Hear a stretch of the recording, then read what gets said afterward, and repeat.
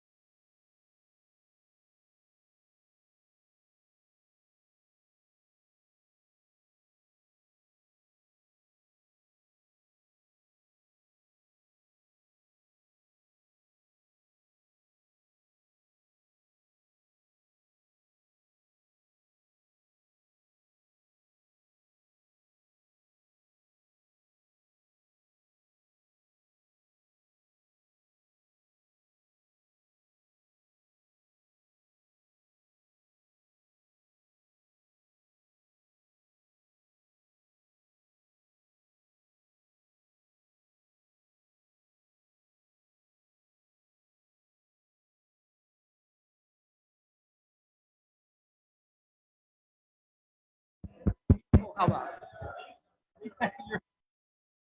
So you can leave the battery on, right? That's what it's on.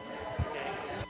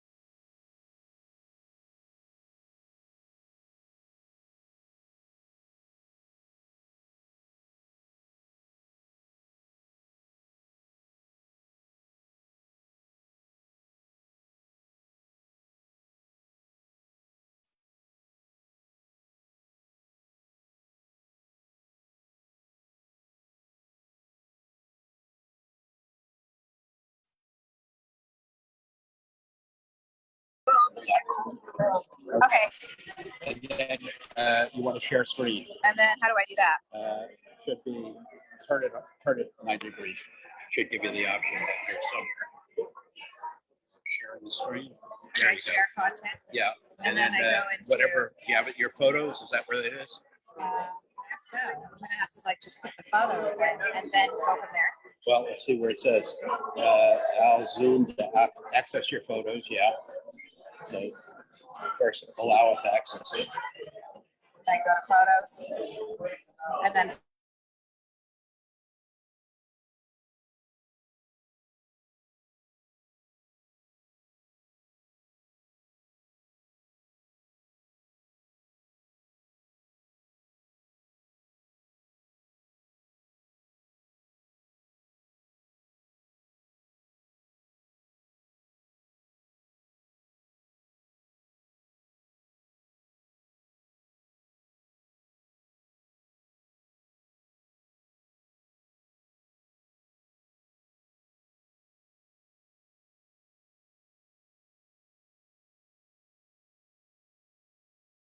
Content.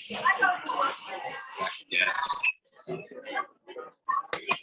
Photos. Yeah. Now you've approved it, so now we should be able to get them. so change settings, It should have already allowed that, but let's go. and then photos, and then Selected photos.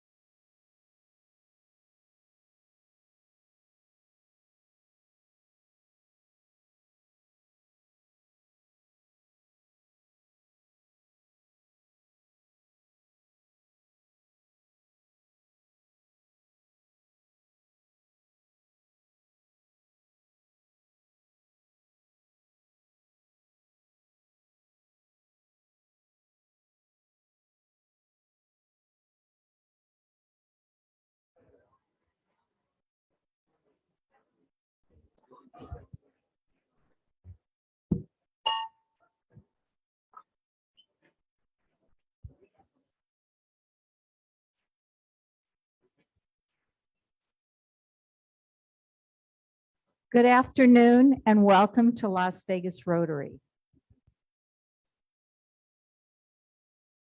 I'd like to welcome you and have Jamie Goldsmith come up to do our song for us this morning.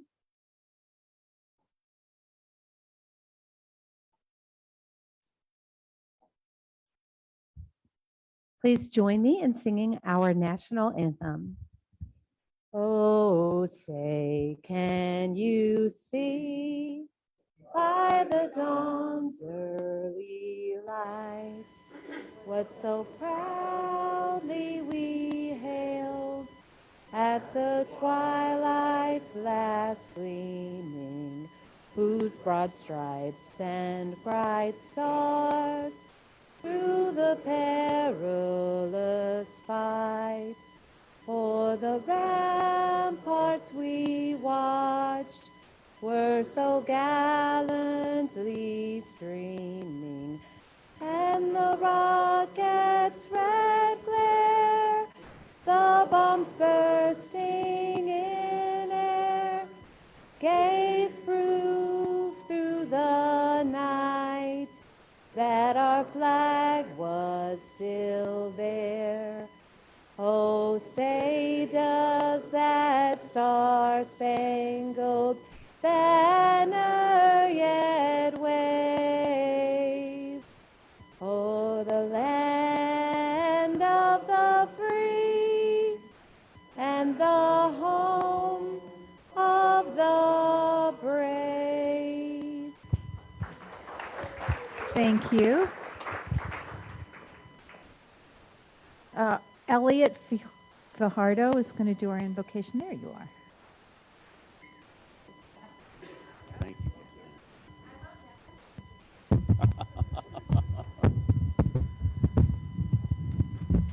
I have to read this so I don't mess it up. Please pray with me. God of the universe, since we are not conscious enough to fathom your ebb and flow, help us then to bring our best efforts to what we can know, to love our friends and family, to treat our employees and fellow workers fairly, to seek justice, to help those in need, to be the best that we can be and live by the four-way test of all the things we think, say, or do. Is it the truth? Is it fair to all concerned? Will it build goodwill and better friendships? Will it be beneficial to all concerned? Amen.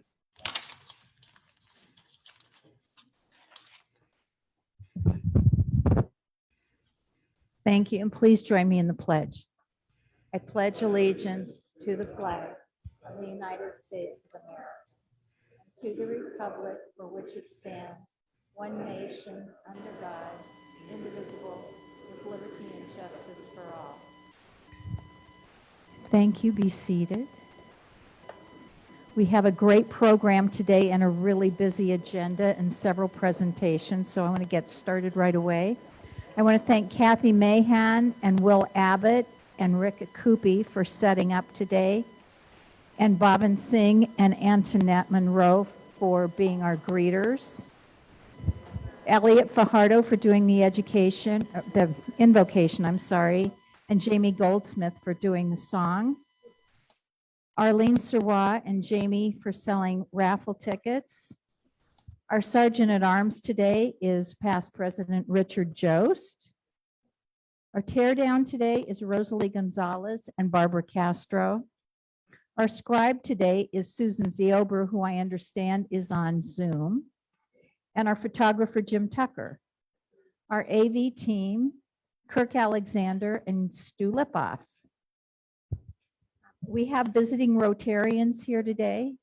Richard, you don't get to eat today. Visiting Rotarians, please raise your hands. We have two dignitaries here today with us. Yep. Okay.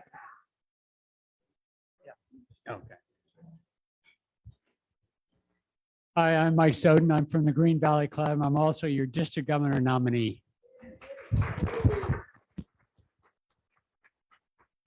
And I'm Tom Novotny from the Las Vegas West Rotary Club. So I'm Who back. makes the district run? Yeah, try to.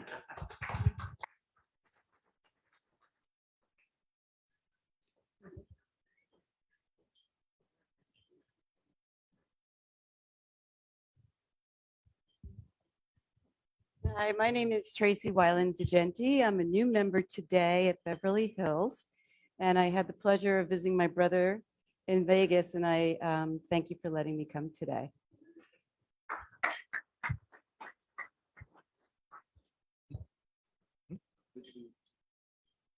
Yes. Do we have more visiting Rotarians? Oh, guests of Rotarians then. All right. So for the last time as a guest from Deloitte, I have Steve Latta.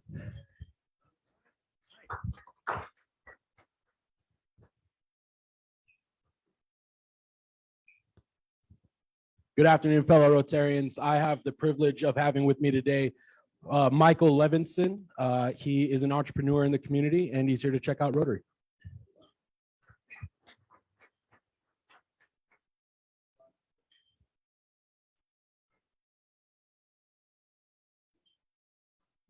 Hi, everyone.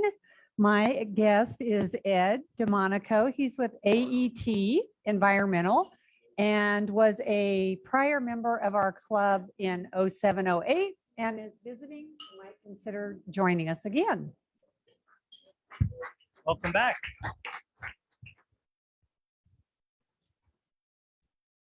Do we have more guests?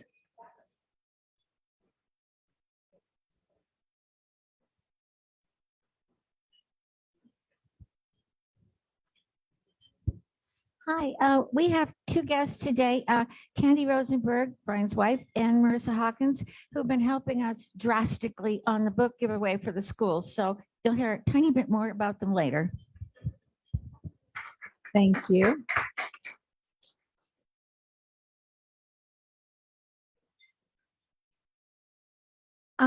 Richard, while you're standing there, we have, and you're with Kathy, why don't you go ahead and we have guests from Massage Envy who have been helping us with our book distribution.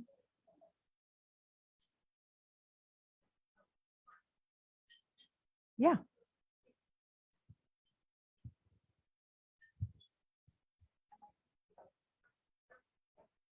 Oh, just, okay.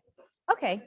Good Sure. afternoon, everyone. My name is Marissa Hawkins, and I'm a small business owner with Massage Envy Spa. I've been in the Las Vegas area running the business for 17 years, here in Vegas for 22 years. And I will be talking a little bit later on about the book drive and the partnership with Las Vegas Rotary Club. Why don't you come up right now and do that? Oh, okay. Then I'm going to do that right now.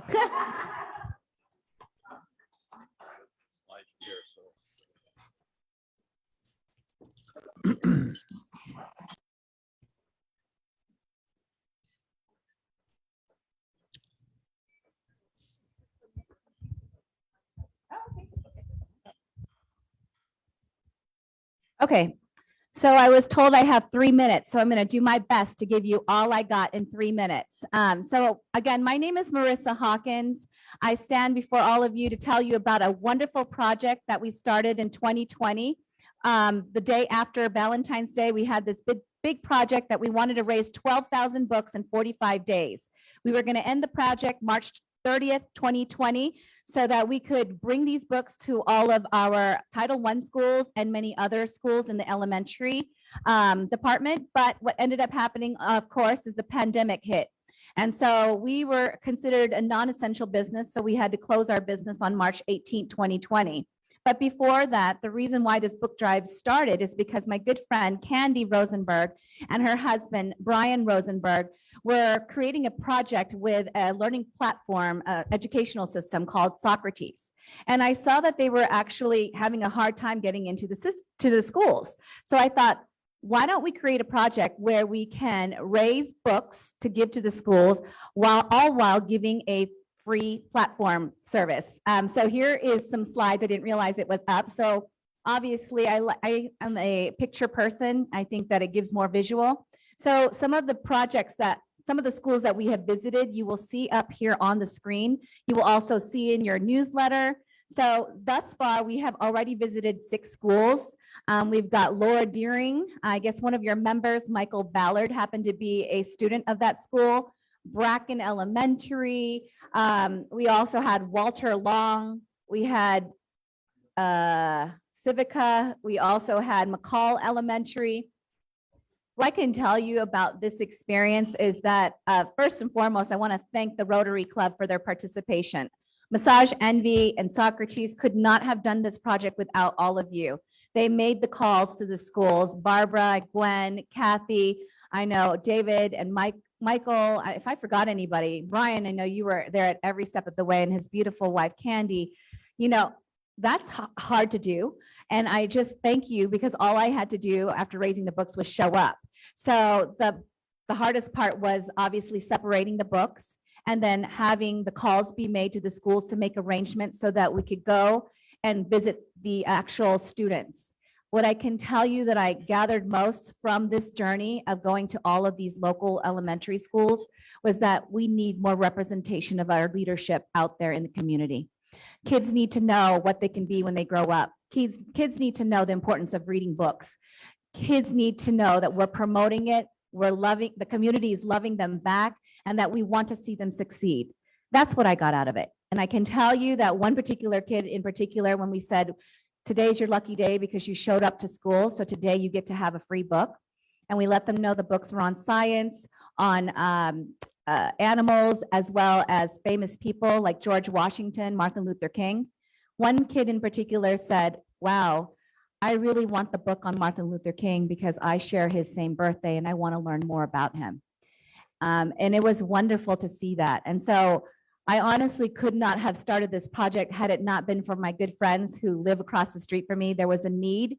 And when I see a need, I always like to help. And I want to thank Brian and Candy for creating a software that's so important, that we need to make sure that education is at the forefront of our community. And you know, Vegas is so important because this is the city we grow.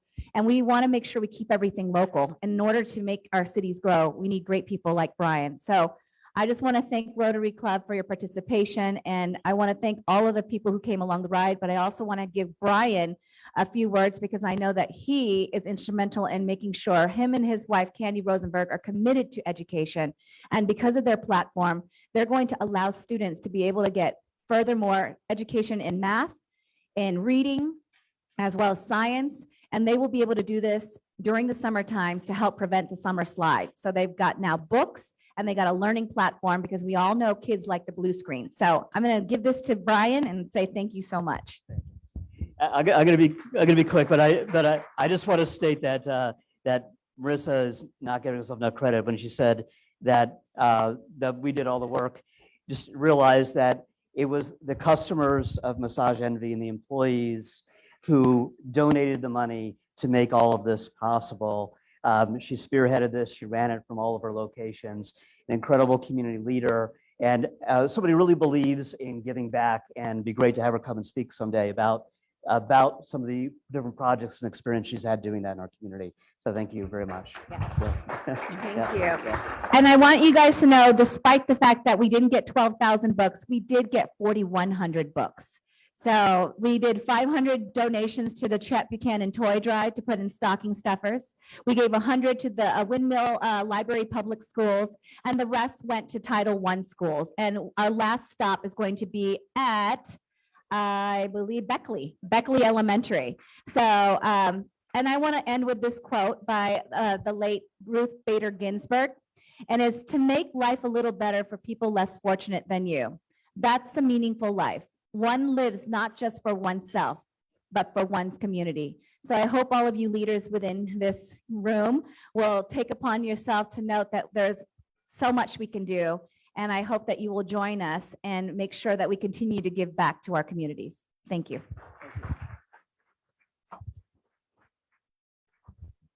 Thank you, Marissa. Thank you for all your help. We really appreciate it. Bobbin, are you here? He's on the screen. There you are.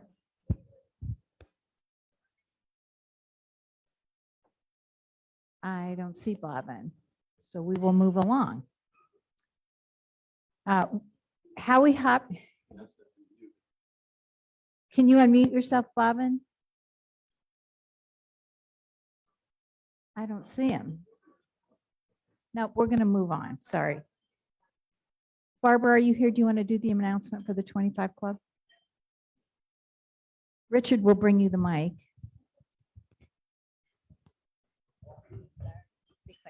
I just wanted to thank John Powley. We had a 25 social at his house last week, and it was so much fun. We celebrated Cinco de Mayo.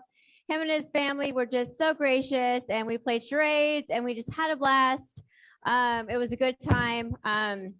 The next social we'll be announcing shortly when we have more details on what we're going to do. So thanks again. Is Howie Hopkinson here?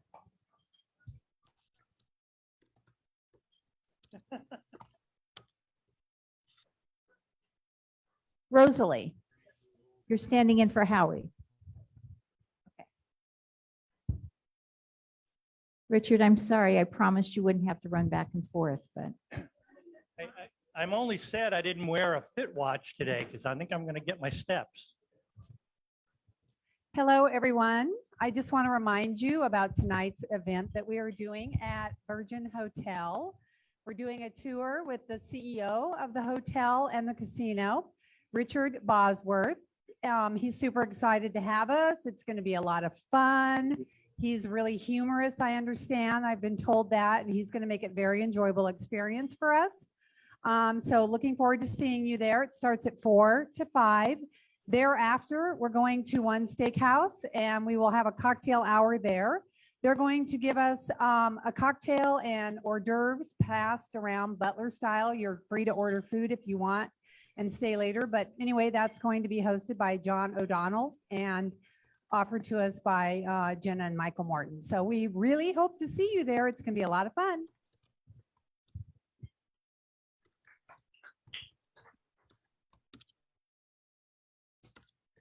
Mike Kudamat is on the other side of the room. Sorry. Oh, he's right behind you, Rich. Sorry.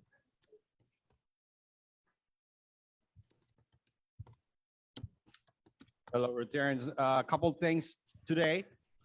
10 days from now, we're going to do our beach cleanup. Some of you might have received the email. Apparently, we're going to have a free entrance to the Lake Mead National Park. If you read that, there's a password there.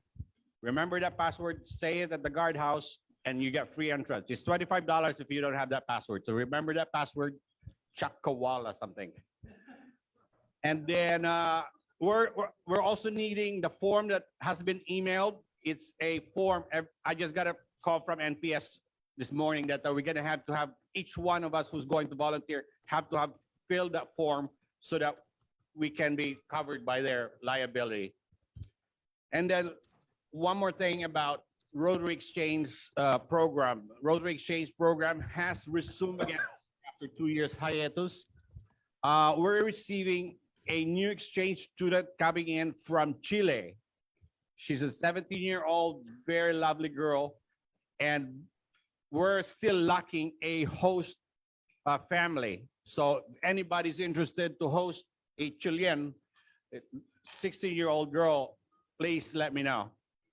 Thank you. Mike, how long will they be hosting for? They usually are hosted by 3 families. We already have one who's going to take over the middle part. I just need someone from August until October, or at the latter part, which is the summer of next year. Okay. Thank you. Thank you. Rich, while you're walking back to the other side of the room, do you want to talk about the debunking party? Certainly. Thank you to everyone who stayed for a few minutes after our meeting last week to start planning the debunking of Mike Ballard's presidency. We'll have another short meeting, no more than 5 minutes after today's meeting. Same thing out in the bar. Okay. Behind you, Kathy Mahan, do you want to talk about the Beckley Field Day volunteers they need? Hi, at Maria School, Beckley, they're going to have a field day for the lower school kids and the upper school kids, I believe on the 23rd and 24th of this month. and they need people to help put it on, and they'd like some volunteers from Rotary to help supervise, I guess, sock races and three-legged races and stuff like that. So if any of us can do so, it would be much appreciated. And we did a Public Education Foundation card giveaway at Beckley this week, and Jamie and I were there, and the teachers are like 76 of them. They were just thrilled to get the cards. So again, thank you everybody for sponsoring the cards for their teachers. They get $500 worth of gifts, gift certificate to buy school supplies for their classes next year. Thank you. Karen Wisenhunt. Oh, right in the middle. Okay. You have a Ukraine update for us? Most of you will recall that last month we were asking for contributions to the Ukrainian humanitarian aid. And thank you, members. We collected $6,800. So thank you all very much for your contribution. Of that, $3,000 went to the Rotary Club of Poltava, which is where some of our ladies from the Open World program were from. And I received this morning an email from them that says, "Dear friends, Poltava Rotary Club received your donation on behalf of Rotarians in District 2232, as well as hundreds of thousands of Ukrainians currently suffering from Russian aggression. Thank you very much. Thanks to your support, we can help the injured, the wounded during the bombings, mothers and babies, the aging people, the disabled, and the rest could enjoy temporary relief by obtaining medical supplies, food, drinks, clothing, etc., including transportation for humanitarian needs. We want you to know that our district is open 24/7 for everyone who has compassion to lend a hand at this time of trial and tribulation. So thank you, Rotarians. And the other 6,800, or the other amount went to the Disaster Relief Fund, which will also supply humanitarian needs to numerous other countries that are harboring and accepting refugees. So thank you very much.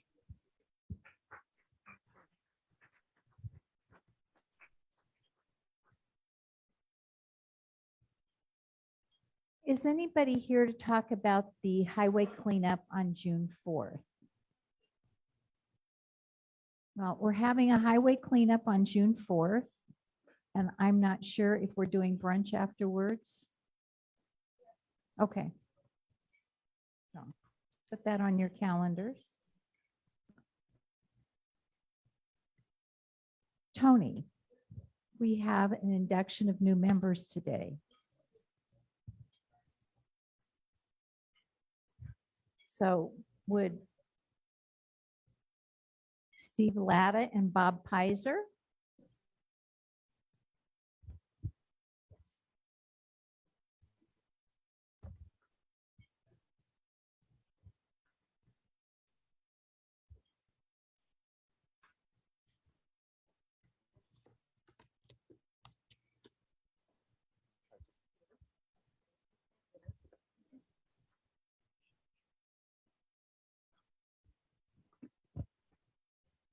Good afternoon, everyone. It is our pleasure on behalf of the Las Vegas Rotary Club to induct two new members today. We have Bob Pizer, who is sponsored by Arlene Sarah, and Steve Latta, sponsored by John Pally. And in the to save some time, I'm not going to talk about them. I'm going to have their sponsors talk about them for you. So Arlene, if you would provide an introduction of Bob, and then Bob, you can say a few words, and then we'll do the same thing with John and Steve. Thank you.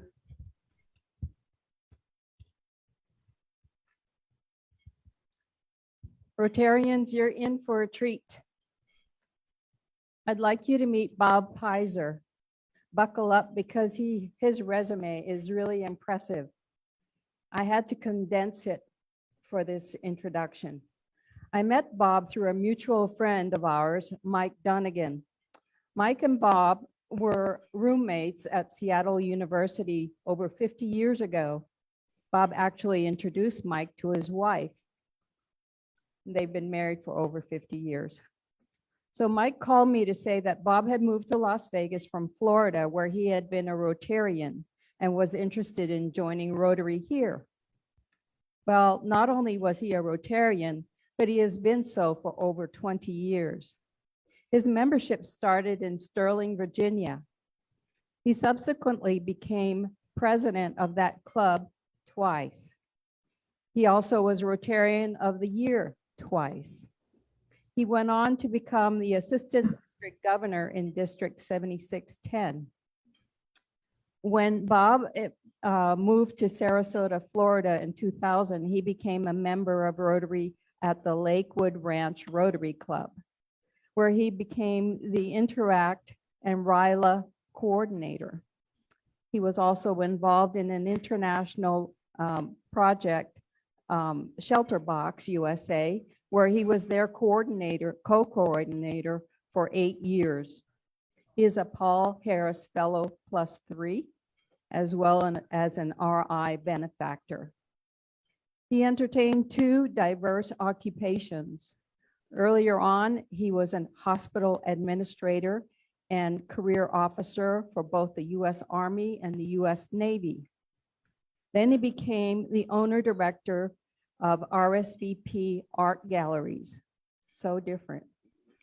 His outside interests involved a men's Christian ministry in Florida. He has his own international aid projects, primarily helping orphanages in both Ukraine and Russia.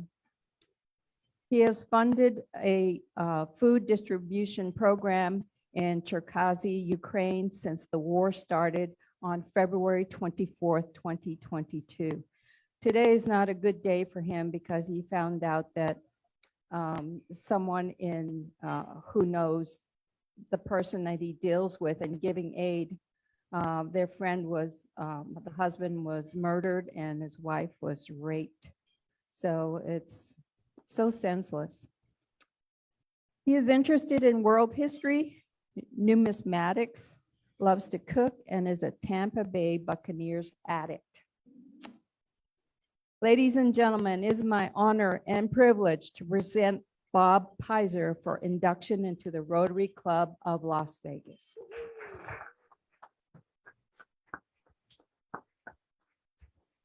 Thank you, Arlene. I've been a Rotarian quite a number of years now. Had some wonderful jobs within Rotary.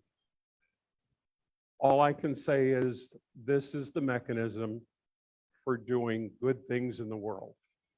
I'm currently actively involved in Ukraine on a day-to-day basis.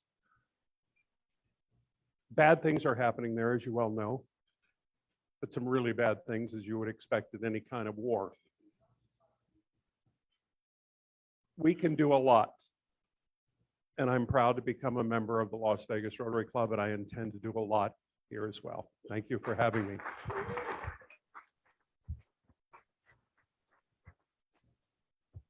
All right, so back in, I'm gonna date myself a little, back in 1986, I was a freshman in college, and I met this guy named Dan Latta, who's become my best friend. And he was always talking about his younger brother, who was so smart and so nice and so athletic. And so then one time, Steve Latta came over to visit from UC Davis, where he was going to school. And Steve met up with all the things his older brother had told about him. He was at the time studying pre-med at UC Davis. After that, he moved to Los Angeles, and naturally, he went into the computer graphics business. So we're talking the late 1980s computer graphics business. Throughout the 90s, he and his brother owned a computer graphics company in West Los Angeles, doing color separation, which probably only 1 or 2 of you know what that even is. But then he shifted gears, and he ended up getting a job with Deloitte.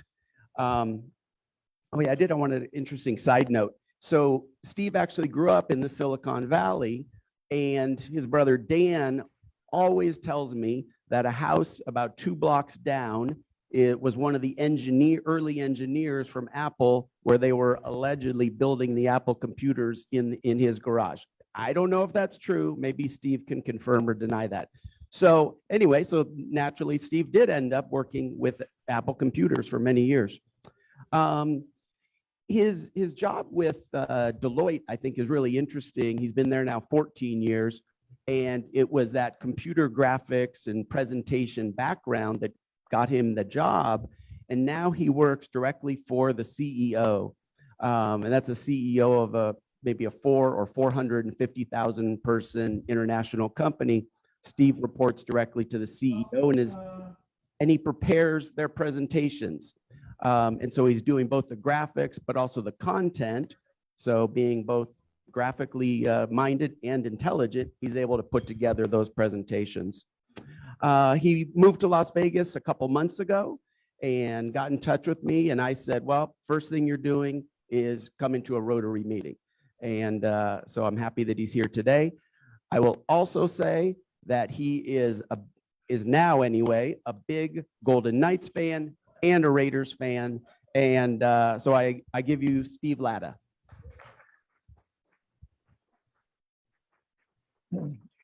Thank you. I really want to thank John for being my sponsor. Like you said, I'm relatively new here, and I see this as a great opportunity. I've met a lot of really nice people already. Look forward to meeting all of you and being an active member, going tonight to the hotel tour and the deal afterward, and clean up in 2 weeks. So I'm really excited. Thank you.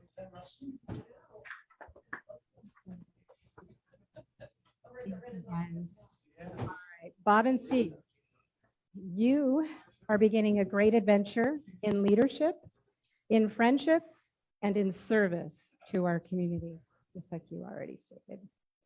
The Las Vegas Rotary Club has accepted you as persons of good character, high ethical standards, and as those who have a heart for service, just like us. While you have been invited to join Rotary, it will be through your own actions that you actually become Rotarians. Bob and Steve, one of the greatest values Rotary offers is the ability to develop lifelong friendships while serving with other members, locally or internationally, adding a richness to life that is priceless and taking steps toward making the world a better place. Through those steps, united in the ideal of service, you will build houses in which you will never live. You will feed hungry people of every race, creed, and political philosophy in every part of the world.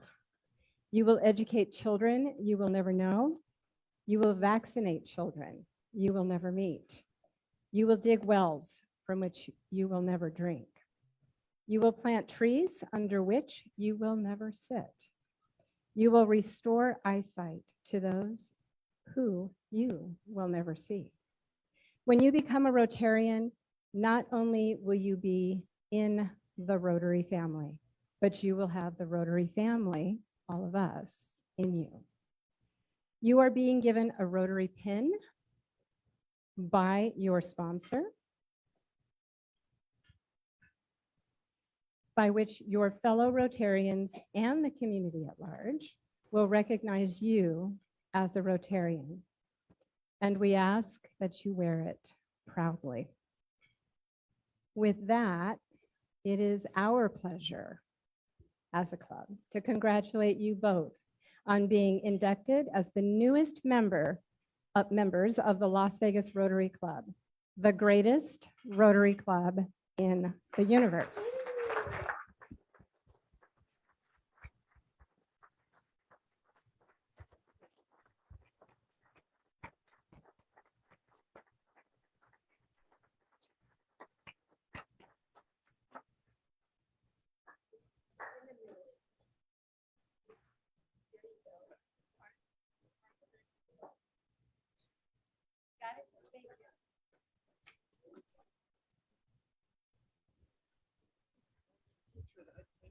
Yes, you may.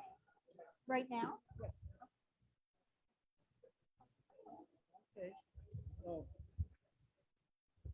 guys sit in it too. Tom, wake up.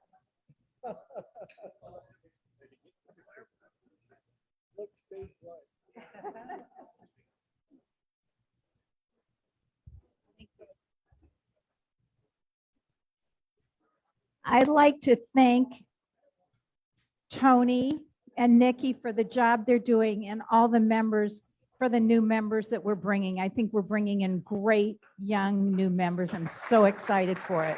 Thank you.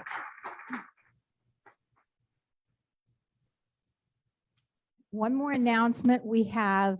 Tom has generously matched our contributions to the foundation this year to the tune of $100,000, and we have 37,000 more to go to meet the match. So thank you, Tom, and we're looking forward to reaching that goal. And at this point, I would like to do our drawing. I don't have.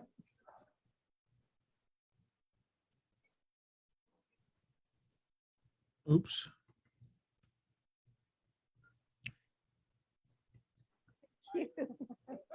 Had everything else ready. Okay. Okay, the ticket for the drawing today. The winner gets half the pot and the other half goes to the foundation. So for the chance to draw, the number is 847-6261.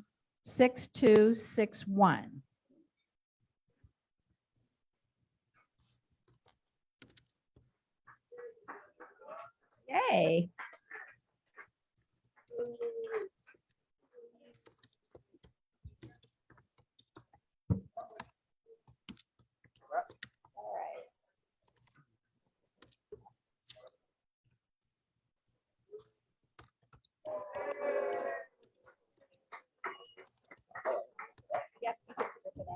A jack, not a joker. You get $10. There you go. Thank you. You doubled your money. And the ticket for $50 in Lowry bucks is 847. Oh, that's the same ticket. Try this one. 847-6410. Oh.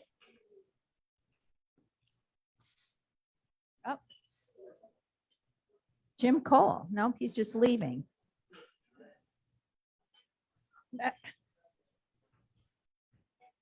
Yep. Rosalie.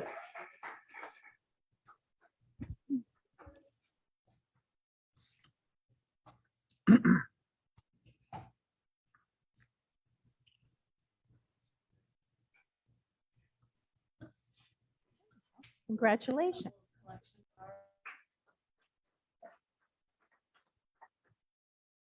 Okay, I think we have about 10 minutes for fellowship. So. Sorry?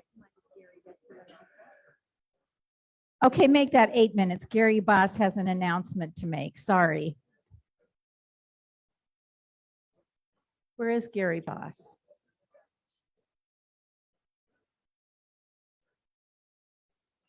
Oh.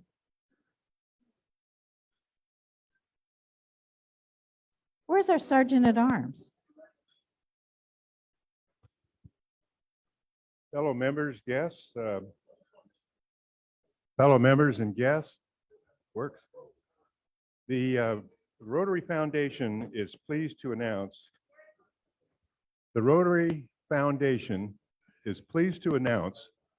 that two of our members have attained Taberti Fellowship status. So what is Taberti Fellowship status? That means they have given to the Rotary Foundation $1,000 cumulatively or individually.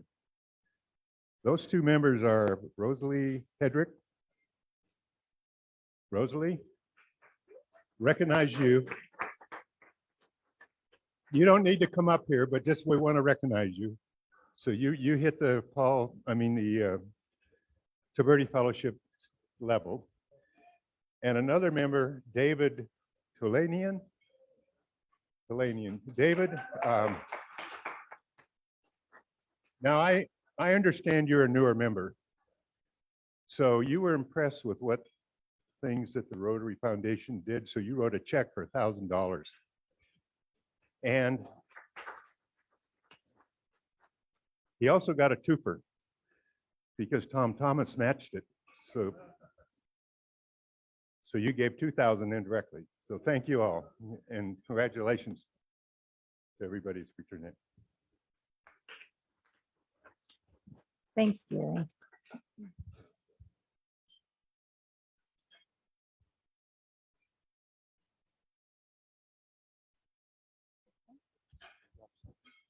You know what? I think you got my agenda.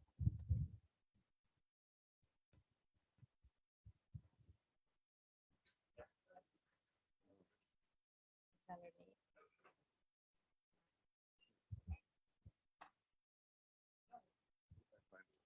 Okay. Tony, we have a new member orientation on the 17th. You want to make that announcement? Hello, everyone. Hello, hello. There we go. Tuesday, May 17th is the new member orientation. It is the last orientation for this Rotary year. It will be held at Arlene Sarah's home from 6 p.m. to 8:30. We already, whoops, is my time up? No, I just wanted people to hear what you were saying. Thank you. We have 21 people signed up already. We have a great program planned, and there will be yummy food, and Arlene keeps promising a great cake. So if you have not yet signed up in the Green Book or told myself or Sean by email, please do so. We need to get our count finalized so Arlene knows how much to have ready by tomorrow. So please sign up, and let's see everybody on the 17th. Thank you. Take a look at the slide that's there, the 10 card on your table and your wheel. Last couple weeks, the Green Book never made it to my table. I don't know if it made it to yours, but you don't have to wait. You can just use your phone, use the QR code, everything, all the events, including the ones that are not in the wheel, are there online, and you can sign up right then and there. You don't need to wait for the book. Yeah, the QR code on the back page, or that one, or the one that's on your table. Just point your phone at it and you'll see all the events for the next month. Thank you. All right, so I would like to ask Tom Thomas to come up and introduce our speaker today, Joe Brown. Thank you, President-elect Katie. I'm very excited, Rotarians, to introduce Joe Brown to you today. Joe's been a good friend of my family for over 50 years. I was 3 years old when that introduction was made. But Joe Brown has basically connected some of the most important transactions, the most important people that built Las Vegas together. He's been their legal advisor, their confidant, and he's been their friend, and that's how he made all of these connections and all these introductions. President Mike rewrote his bio in the wheel to add some of that information, but since Joe Brown came to Las Vegas in 1968, he started a career of providing legal mentorship, friendship, and then connecting individuals together that created some of the most important transactions that shaped this town. If you're familiar with names like Kirk Kerkorian, who developed the first international hotel, which is on Paradise, and later CEO and majority owner of MGM Resorts, or Bob Mayhew, Howard Hughes's frontman and spokesperson while Howard Hughes was here in Las Vegas, or Paul Laxalt and Harry Reid, two of the most important and influential politicians in Nevada history, or Floyd Lamb, our sheriff, who basically even told the bad guys when to shape up. Joe Brown's been friend and confidant and in the middle of these friendships and these people for 50 years and is now the repository of some of the most important stories in Las Vegas. And all I'm waiting for is for him to write his autobiography. Please welcome Joe Brown.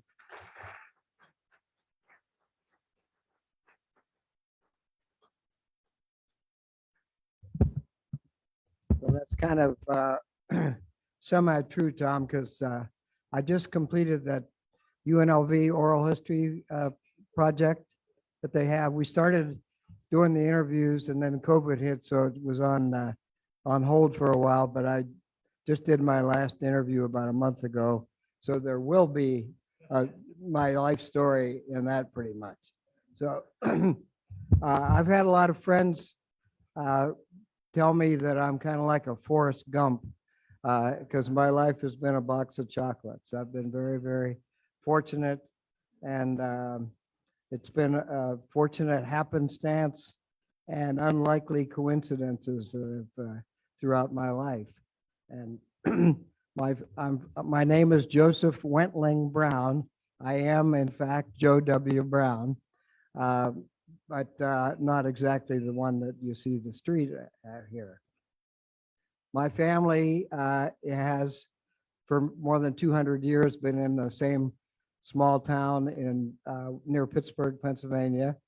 My mother's great something grandfathers were two brothers who came from Northern Ireland after the French and Indian War and served as officers, junior officers in the Revolutionary War. And my mother's grandfather was president of the Henry Clay Frick Company and on the board of directors of Carnegie Steel.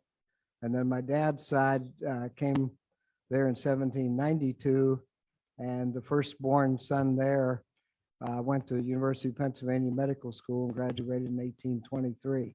So I had to get out of that town because I couldn't make a move without everybody knowing what I was doing. So we moved from Greensburg, Pennsylvania, which is where I was born, where I was raised, to Fort Lauderdale, Pompano Beach, Florida. So when people say, where are you from? I'm from Pennsylvania, or I'm from Florida, or I'm from Virginia, which is where I happened to be born, and then went to college and law school. I had more than 4 wonderful years at the University of Virginia. I was thrown out a couple times, and I enjoyed it to the fullest until I shaped up after the Cuban Missile Crisis. I joined the Marine Corps, and they kicked my butt around Parris Island, South Carolina, a while that I learned some self-discipline and came back and finished college and got into law school and finished. So what's my connection to Las Vegas? Well, I had an older brother who went to prep school in Palm Beach, Florida, and one of his friends was a girl from Reno by the name of Susan Cord. And when he was applying to college, she talked him into applying to UNR. So in Christmas of 1958, well, actually 1958, my dad and he drove through Las Vegas on their way to Reno and sent me a postcard from Joe W. Brown's Horseshoe Club. And at Christmas of 1958, my brother came home and told us how wonderful Nevada was, with this great place, and he had been invited to spend Thanksgiving weekend up at Lake Tahoe, and that Nevada was quite a place. Well, unfortunately, on his way home from school that year, he was killed in a one-car accident outside of Elko, and that was May of 1959. So here I am 9 years later in my last year of law school, and I see a notice on the bulletin board that a judge in Las Vegas who had gone to Washington Lee University in Virginia was looking for a law clerk. And I said, why not? It's the craziest thing I ever heard of. Myself and 3 friends of mine all sent resumes, and a few weeks later, I got a call that I had been selected for this job.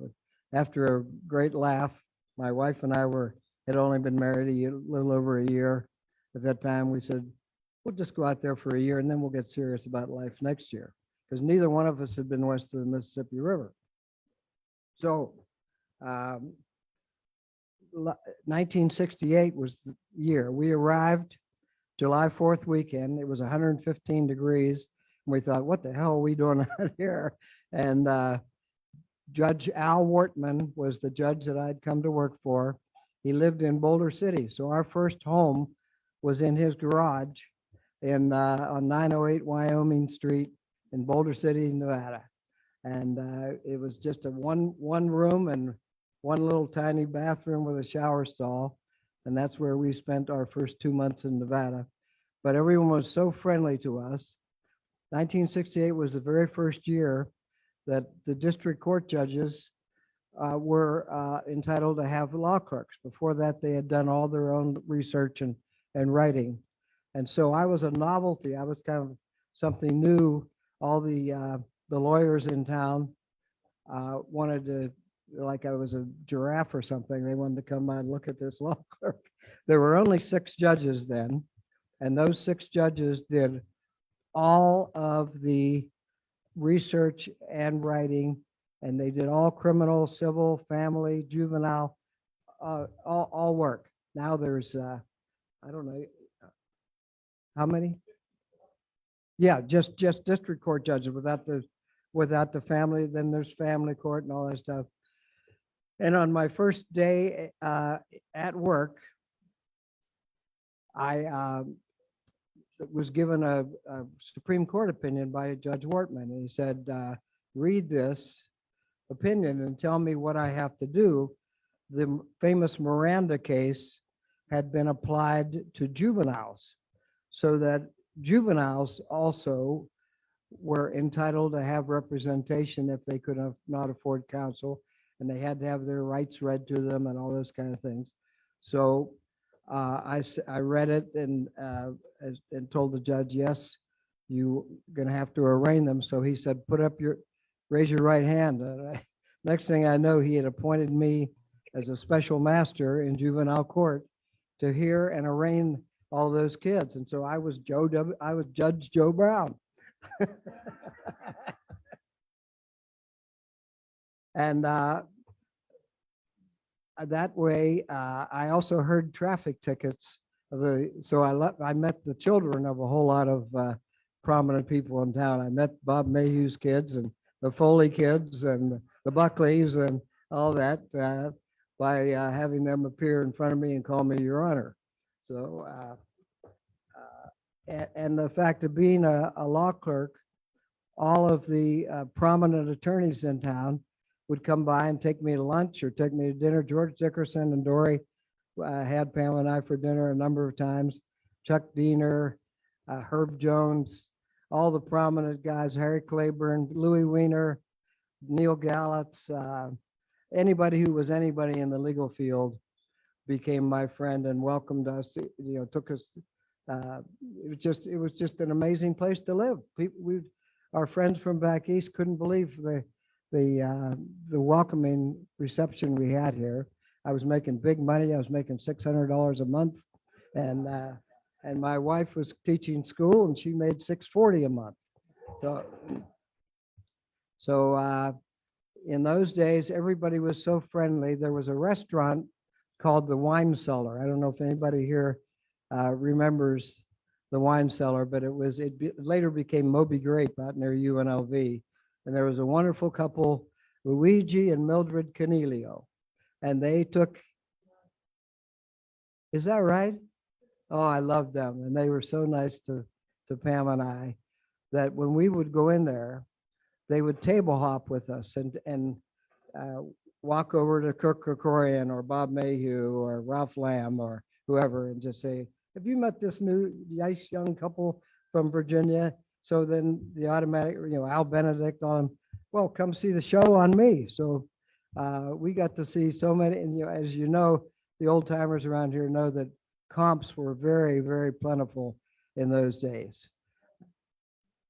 Yeah, yes. So anyway, we got to see a lot of the shows, and you could go see Frank Sinatra get 2 drinks and dinner for $7.50 at Caesar's Palace. And in all the shows. Diana Ross and the Supremes we saw for $7.50, and a lot of the other big acts back then.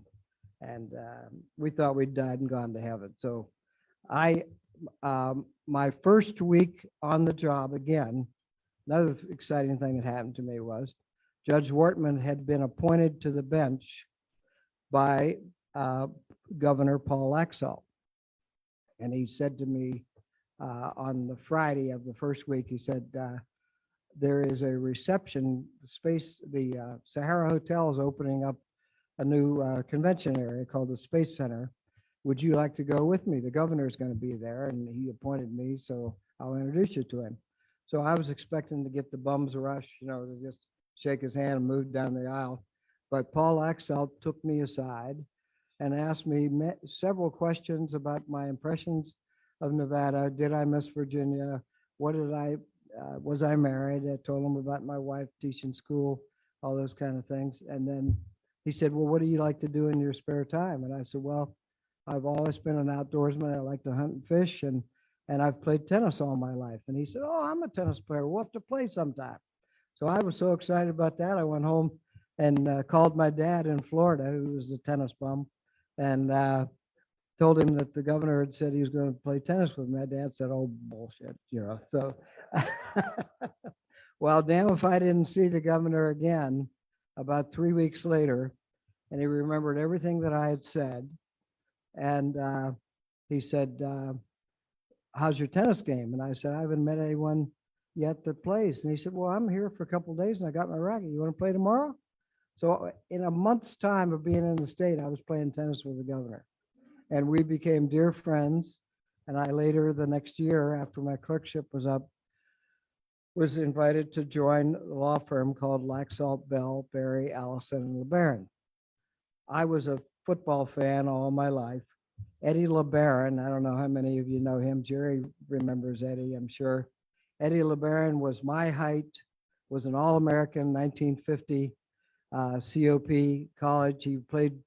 He was in the Marine Corps. He was a decorated Marine in Korea, and then came back and played for the Washington Redskins. He was all pro, and he had been my hero. He and a guy named Charlie Choo Choo Justice were my heroes when I was a kid playing Pee Wee football. And here he was, my law partner. And Paul Laxalt was my law partner. So one of the people I met, again, that very first week, this guy shows up in my little cubbyhole there, Justice John Mowbray. And he came in and said, I hear you're a Catholic boy. And I said, yes, sir, I am. And he said, well, I want you to join the Knights of Columbus. And I didn't know what the Knights of Columbus was. So, but he said, well, Bailey, the bailiff, he's a Catholic, he'll take you to it. So the next week, I went to the Knights of Columbus Hall, which was down on Lewis. I think Jackie Gahn ended up owning the building. But the first guy I met inside the door when I got there at the bar was Judge Roger Foley, a senior U.S. District Court judge. And Charlie Horton, the bailiff, introduced me to him, and he said, oh, you must be the son of Joe W. Brown, the street's named after him. And I said, no, sir, it's a total coincidence. It's just a freaky coincidence. So another man came up to say hi to the judge, and the judge said, oh, have you met Joe W. Brown? His dad had this horseshoe. And I said, well, Your Honor, you misunderstood me. I told you that I'm not related to him. He says, yeah, but it makes a great story. Tell her. So forever after that, Roger Foley always introduced me as the Joe W. Brown. And then Jay Sarno picked up on that. And Jay Sarno would always introduce me as Joe W. Jr. And I had some other experiences, one in San Antonio, Texas, and one in New York, where people just automatically, Joe W. Brown, and I'm from Las Vegas, Nevada. They just assumed who I was, so it got me show tickets to a play in New York that I could never get, and a free room in a hotel in San Antonio. So where else am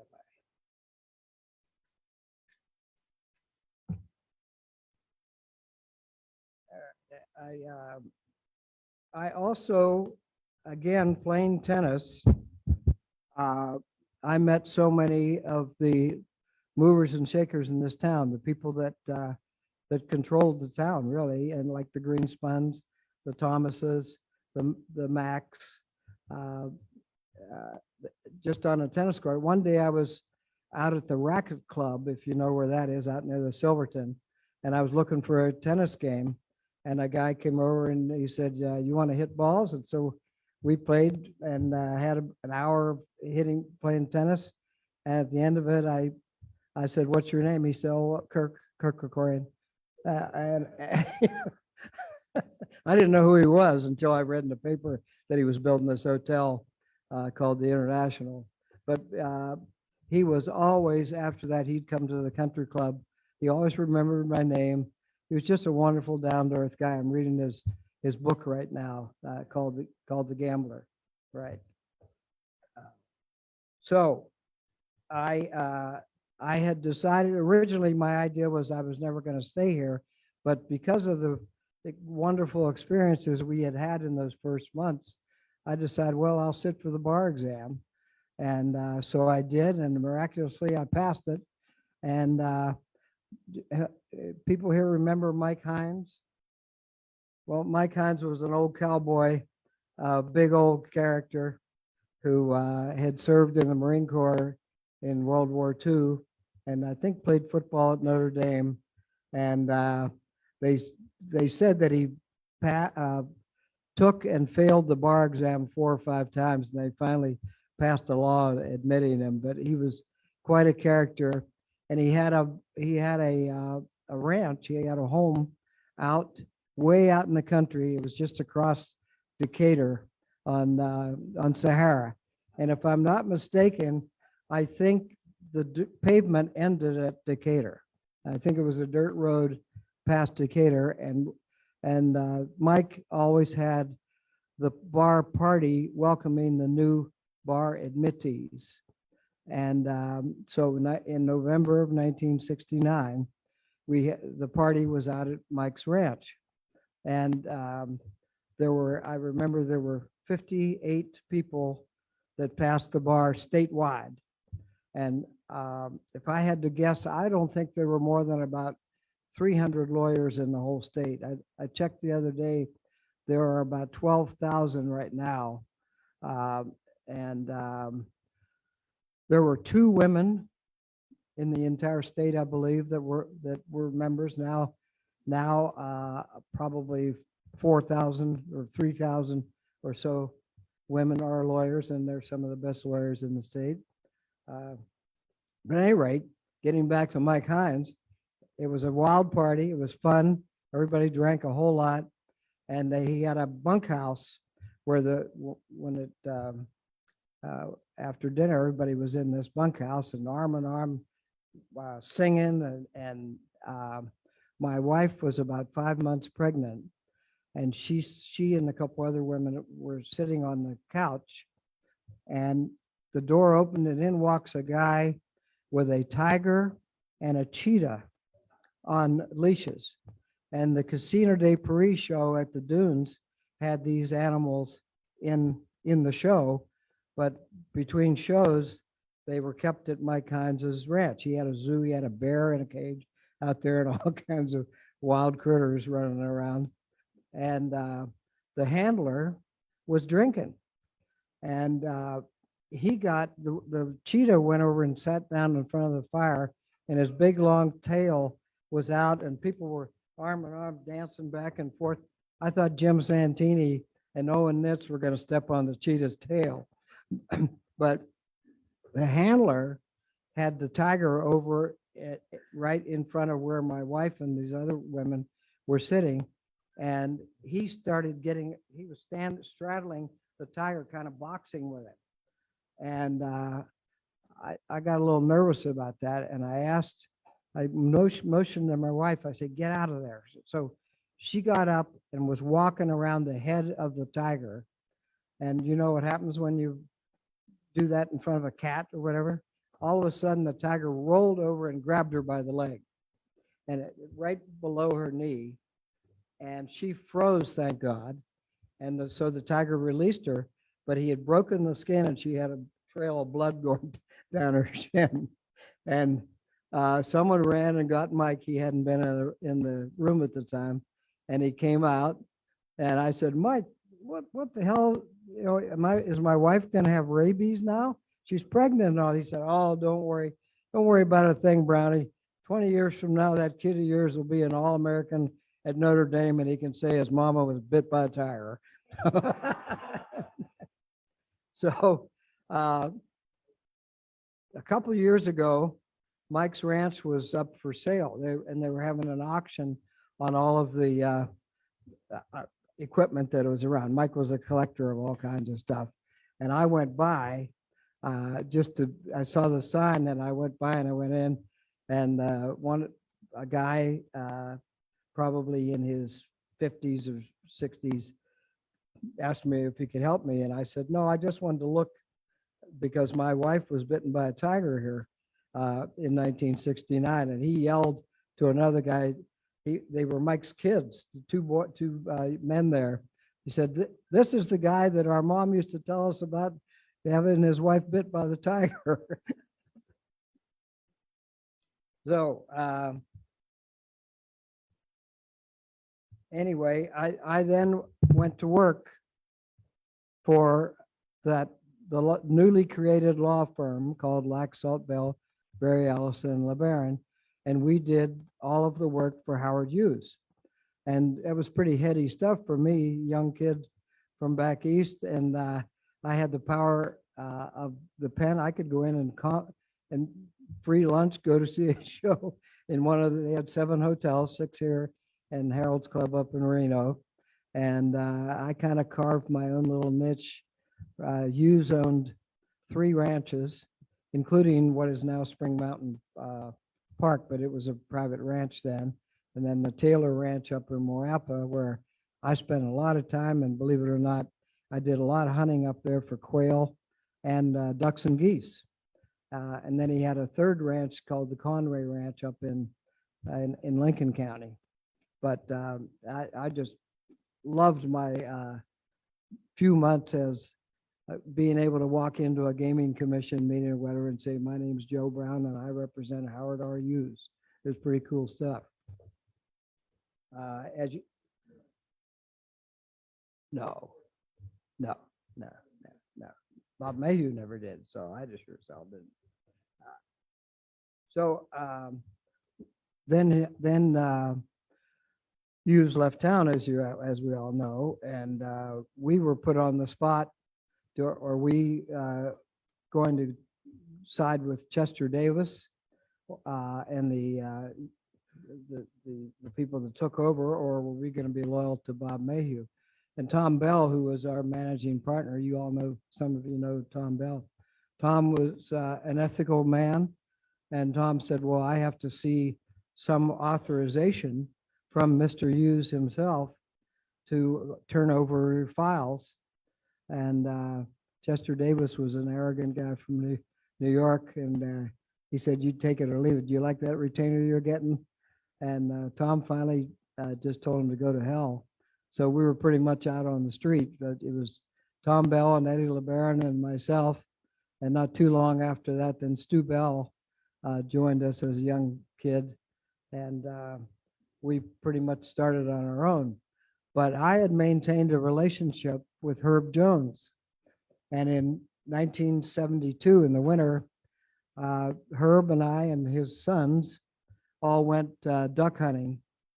And while we were sitting in a blind, Herb and I started talking about merging firms. And so as a consequence, I became partners with Herb and Cliff and Mel Close. And we became a totally new law firm. And for those of you that never knew Herb Jones, you really missed something, because he was a wonderful, wonderful human being and was such a mentor to me. And he incorporated Valley Bank He did the legal work starting it. And one of the thrills of my life was in 1985, when Herb was in his 70s, he decided to resign from the board. And I got a call one day from Perry Thomas saying, Joe, Herb is retiring and we'd like you to have his chair and to join the board of Valley Bank. That was a real thrill to me. When we sold the bank to B of A, I continued on the board for a while and then went over to First Security and Wells Fargo, and I'm now on the board of City National Banks. But that was my start in banking career or banking associations. Oh, sure. I was very lucky to get appointed by Kenny Gwynn to the Athletic Commission. I had always been a huge boxing fan. When I was a little kid and before we owned a television set, my dad would go to the neighbors and take me along, and we watched Rocky Marciano and Joe Louis and Ezra Charles and all those, Sugar Ray Robinson. I remember him well. So when I came out here, I rarely missed going to Caesar's Palace or the Silver Slipper. They had all the fights there. They had fights at the Showboat too. And when I got a call that there was going to be an opening, I called Kenny, and I got Bill Raggio working for me, and we put the full court press on Kenny, and he appointed me to the commission. It was a great fun time. But I had, there's one story that I've got to tell you because it was the wildest thing ever happened to me in my life. 1981, after Reagan had been sworn in, and there was this aura about Paul Laxalt because he was Ronald Reagan's best friend, and he was the guy in the Senate. So Pam and I were back in DC one time, and Paul said to us, there's a reception that I'm going to, why don't you all come along? So Paul was an amazing guy. He insisted that Pam and I join him in the reception line. So all these people were coming through, and to shake Paul's hand, kiss his ring, whatever. And Paul would then say, well, I'd like you to meet my dear friends, Pam and Joe Brown from Las Vegas. And one man, after the receiving line had ended, approached me and said, would you be available for lunch tomorrow? I have a matter of the utmost importance to talk to you about. So I was so intrigued, I said, sure. So I met the guy the next day, and he said, and I'll try and make this as brief as possible. He said, the ambassador from South Africa to the US is my very dear friend. And do you happen to know what the policy of the Reagan administration is going to be towards South Africa? And I said, I wouldn't have any idea whatsoever. And I said, why don't you pick up the phone and call him? And he said, well, President Carter embarrassed us in front of the entire international community by cutting off diplomatic relations. And we don't want to risk making a call and then having it end up in the news that we've been rebuffed again. So they said, if you don't know, would you mind asking Senator Laxalt what the policy is going to be? And to me, I couldn't believe it. The guy gave me the card of the ambassador. He said, I anticipated you would want, so you can verify it yourself. And this is the ambassador's phone number. So I also independently checked the phone book, and it was the same phone number. I called the guy and said hello. So I called Paul. We had a big laugh about it. And Paul said, well, would they, I'll see if I can't set up a meeting for them. So he called me back a few days later. We ended up having a meeting where the prime minister, whose name was Roloff Botha, and the Minister of Internal Affairs, whose name was Chris Eunice, came over to America. And then Paul, again, this is the way Paul was. He said, well, Joe, do you want to come to the meeting since you kind of been the middleman here? And I said, sure, I'd love to. So I flew back went to the embassy, the South African embassy, met the prime minister, met Chris Yunus, met Mr. Donald Sol, and then we got in a limo, went up to Paul's office where I introduced him. Then we went over to Howard Baker's office, who was Senate Majority Leader at that time. And then we got in the limo again and we went down to the White House. We didn't meet Reagan, but we met Al Haig and Mike Deaver. And I was sitting in the room and they were talking about it.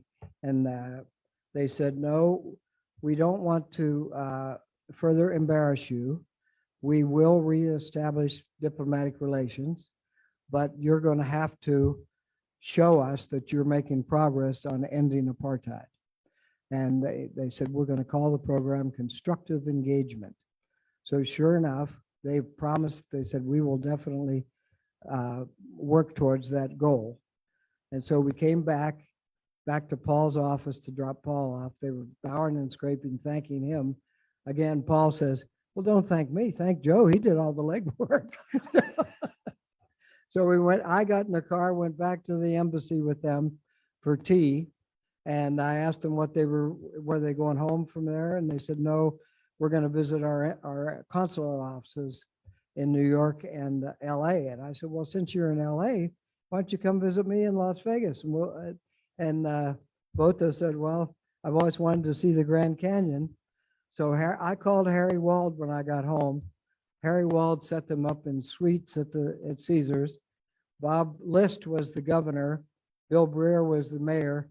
We had a cocktail party for them at Caesar's Palace. And at the end of the cocktail party, they gave my wife a bouquet of their national flower, which is a proteus. And they said, for all that you've done for us, we would like you to be our guest in South Africa. And so the following summer, Pam and I went first class to South Africa. We had State Department people in every city, Durban, Cape Town, Johannesburg, Pretoria, Port Elizabeth, pick us up and take us around. And you talk about an incredible, you pinched ourselves every day. And we had wonderful meetings. They had asked me to make my own itinerary. I was on the Nevada Wildlife Commission at the time. So I said I wanted to see some game parks, but I also want to talk to, I don't want to just get the official government line. I want to talk to Black leaders and I want to talk to Indian leaders. And I want to really get their perspective on what life is like under apartheid. And so they accommodated me a lot. And I met Buthelezi, who was the chief of the Zulu tribe. Back then he was a Rhodes Scholar, and met some Indian doctors in Durban. And it was just a trip of my lifetime. So how am I doing time-wise? Am I way over? Okay. Well, I've got a lot more I could talk about, but maybe they're best, which including a great story with Richard Jost.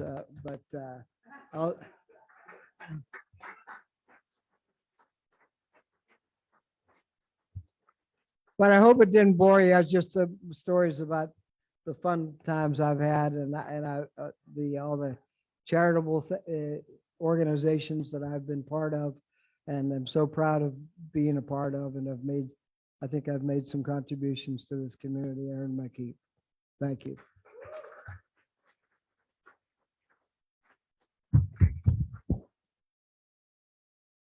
And a former member of our club. I want to thank you so much for being with us. We are getting ready to celebrate our 100th anniversary next year. And you have so many stories to tell, and you are such a part of the history of this community. We definitely would like you to come back and talk some more. And instead of giving you some tchotchke for your speech today, we'd like to give you a Soul Power Award, which is a pair of shoes donated to a needy child in your name. So thank you for that.